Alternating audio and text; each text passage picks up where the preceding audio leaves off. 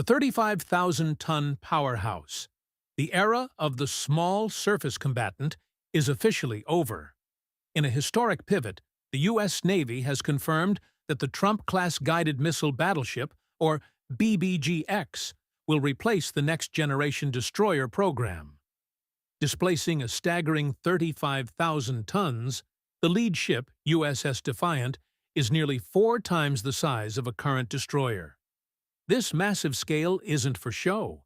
It's a mechanical necessity. To fire the new 32-megajoule electromagnetic railgun and sustain dual 600-kilowatt lasers, a ship needs a power plant the size of a small city's. The BBGX is designed as a floating power station capable of fueling an infinite magazine of directed energy defense. By choosing this big iron strategy, the Pentagon is betting that sheer electrical output and a survivable armored hull are the only ways to break the sophisticated no-go zones currently protecting enemy coastlines in the Pacific. The arsenal of the future. Under the hood, the USS Defiant is the most heavily armed surface ship in human history.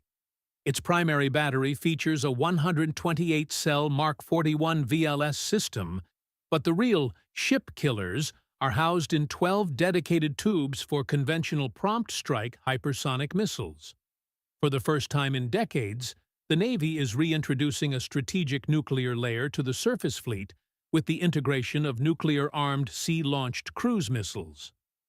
This arsenal ship philosophy allows a single BBGX to act as a command and control node for an entire strike group, coordinating drone swarms and satellite-linked targeting data in real time.